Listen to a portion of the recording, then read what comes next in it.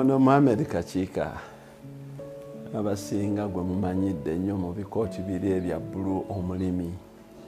Abasinga tebamanyi nti ndi mukozi wa mu office. Ndi Chief Executive Officer wa company mwenkola era principal w'essomero eddene erya International School. Olwaleero njagala kubuulirirako ku bannange naddala abavubuka abato nti okukola kutwala obudde si kintu kya lunaku lumu. Abantu bangi nnyo basomesezza bannaabwe nti genda okole w'otandikira okukola. Mu bwangu obw'ekitalo ofuneyo capital. Oggyeyo capital oyo ogenda omukozese weetandikire okozesa emirimu egigyo. Ekintu ekyo kituufu.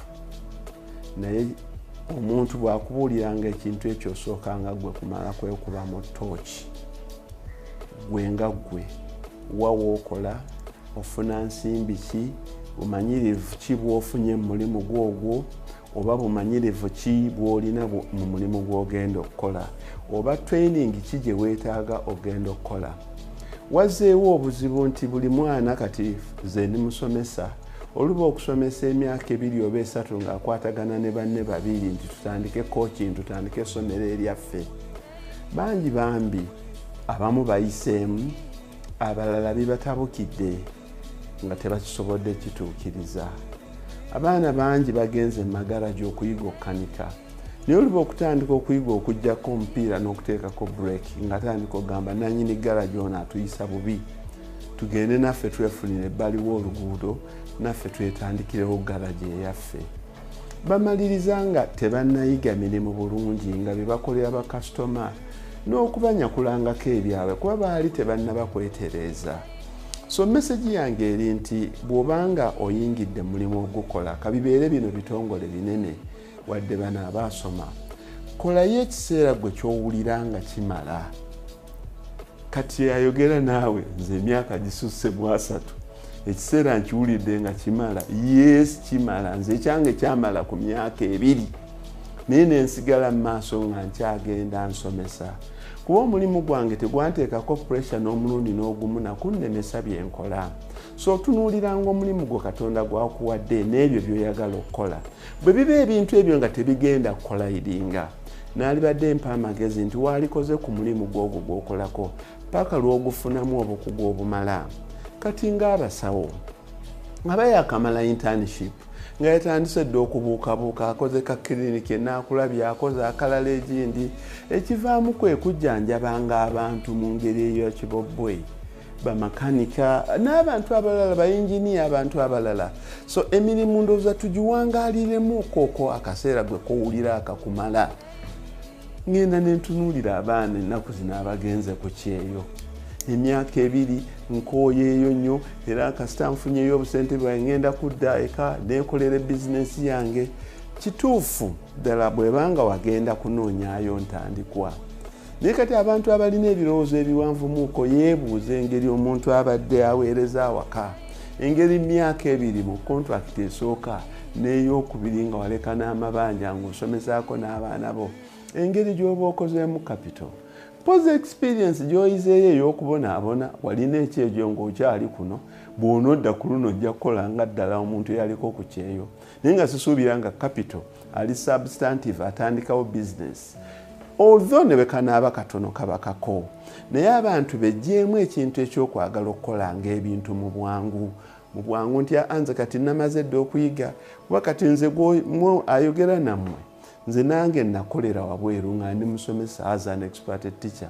Nembiyigamu obukugu, ndi an expert mu Cambridge curriculum eri international. Naye nagisomeserezaamu nengikoleramu okumala emyaka egisukka mu 10. Ne bankuza n'okunkuza okubeera deputy principal mu nsi eza wabweru. Nensigalayo nga nkyakola ng'ate nali nfuna ssente nnyingi. Ekyokubanga nali nfuna ssente nnyingi tekyanyimiriza kubanga ninayo ebintu ebirala byenkola ebivaamu ssente. Kuba nabanyumizaako nti ne South Africa nalundirayo enkoko, ne South Africa nabeerayo n'ente. ne kuno naleetanga emmotoka eza taxi nenziteekako ne zitandika okukola. So omulimu gw'oba okolako olina okuguyiyirizaako ebintu ebirala. Naye saali wadde muntu magezi kwanguyirizanga nnyo olw'okuba awulidde nti gundi yazzeeka nange kanzireeka yatandise okukola bizinesi asuubula ttaka. Osuubula ttaka mu miliyoni nnya ziwajje omwami. Osuubula ttaka lya Nabaki eryo ne bwe liba lya mu Kisenyi. Naye ng'okisobola bw'obanga ky'osazeewo. Naye olwaleero mpa abantu amagezi nti emirimu gyabwe bagiwangaaliremu okwo bagifunemu obukugu nga nabo bennyini bwe bakula okutandika okutegeeka ssente zaabwe. Kubanga eriyo endowooza egamba nti omuntu bw'aba akozesebwa tagaggawala. Endowooza eyo ntuufu. Ku buli bantu 100 bannaggagga naggwedda billionaires, ku buli bantu 100 9 n'omusobyo guba gwekozesa gwokka. Eriyo abantu batono nnyo nga 10% be baba bakozesebwa naye ne bafuuka mugagga. Nze I'm glad to be one of them. Kubanga nze kye nali njagala nali nkimanyi. Omulimu ogwange gwenkola ogw'obusomesa teguŋŋaana kubeera na faamu ya nte. Omulimu ogwange gwenkola ogw'obusomesa teguŋŋaana kulima lusuku. Omulimu ogwange gwenkola ogw'obusomesa teguŋŋaana kulunda nte. Teguŋŋaana kusimba miti. Era ebbanga lyonna nze mwaka ogwasooka ne we natandikira okusomeseza wano ku Aga Khan nalina obuduuka 2 mu Kikuubo nga butunda ebibiriiti. Haji Nsubuga oyo yabimpa n'amanda aga Tiger Head. Kubanga kuva lubereberye awo nalina emyaka 23 nali nkimanyi nti ate gw'ogumutaliira. So osobola okusigala ku mulimu gwo guno ogwa corporate world oba form employment naye ng'olinayo ekintu ky'okolako ebbali ky'ojjamu ensimbi. Abantu tebanguyiriza nnyo kwagala kwejja ku mirimu nti bw'obanga okyali ku mirimu gino tosobola gaggawala. Nze kati wenjogerera ndi muzadde abaana bange bakola mu corporate world byonna babiraba. Era abasinga abaana abange siraba yalina wasuwasi nnyo okuva ku mulimu gwe nti ate agende mu bizinesi naye ng'ate bizinesi bazirina. Kubanga osobola okubeera ne bizinesi yo bwe mubanga mu famire mwakula nakyo nti ate gw'ogumutaliira kola. Kubanga enkya tujja kwagala bamanaging director ba banka bamanaging director ba MTN nga bannayuganda. Naye tubeere nga buli lwe twagala hotel manager tumujja Kenya. Kati eyo industry ya hotel ejjudde banna Kenya.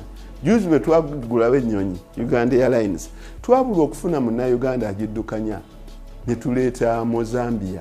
Era ebitongole bingi nnyo binoonya abantu abalina expertise kuba abantu baffe wano balina obwangu ennyo bwe sitegeera. Kati nze ndi expert mu Cambridge curriculum. Y'ensonga entuuza mu ntebe emyaka 3 kubanga ntendesa abantu bangi naye era n'obumanyirivu bwange bukyetaagisibwa.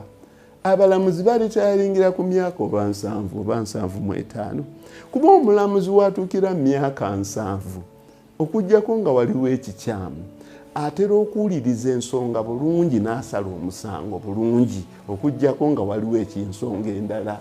So kati tetujja kubeera na balamuzi ba myaka 24 nti bali ku Supreme Court.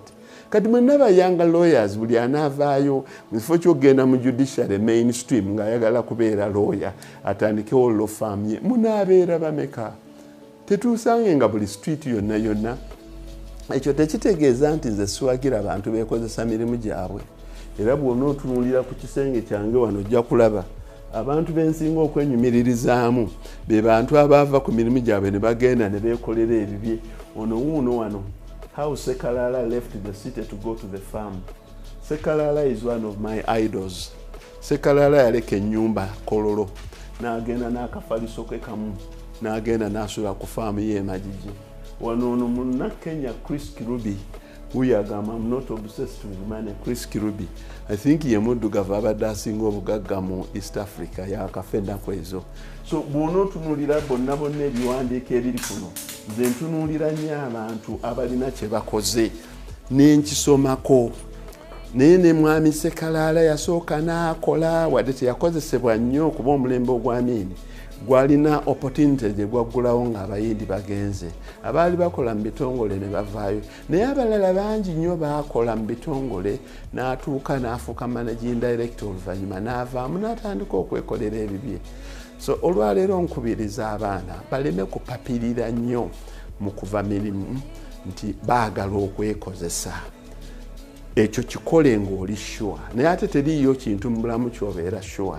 Bw'obanga olaba nti okusigalayoko ku mulimu gwo oba okuddayo ku contract yo omulundi ogwokubiri mu Bawarabu, ddayo eyokubiri, ddayo eyokusatu. Ku yokuno ojja kuba onywedde. Awo lw'olituula mu maka go ge wazimba nga contract eyasooka yamalawo mabanja, contract eyokubiri n'egula ploti, contract eyokusatu n'ezimbamu ennyumba, contract eyokuna n'etandika business. Awo n'otebenkera. Nemwagala contract okozeeyo emyaka 2 ogisasuliddemu amabanja abakwola ng'ogenda ogiguliddeko ploti okubyemu bulooka ate oyagala okuzimbamu ng'ate otunda ku kibanja kya jjajjaawo. So walibadde okikola in a phased manner. Bwe nkugamba contract emirundi 3 oba 4 mujjaga nti asigwa okolayo tomanyi buzibu bwe tuyitamu. Tewaliiwo ssente nnyangu era tewaliiwo kintu kirungi kifunibwa mu mangu. Gy'okoma okuvumirira n'obonaabona bw'otyo bw'ogy'okoma okuvaluinga ebintu bye bafuna mu Bawarabu, bye bafuna e South Africa, bye bafuna awalala. Abantu abamu beebuuza why am I successful? It's because nakolerako wabweru ne mmanya buli ssente yo engeri gy'olina ogitegekamu. So abaana babayisa bubi bakola batya okujjako nga bagenda kutta. Vumilia osooka omala okulaba nti ebiyo biteredde.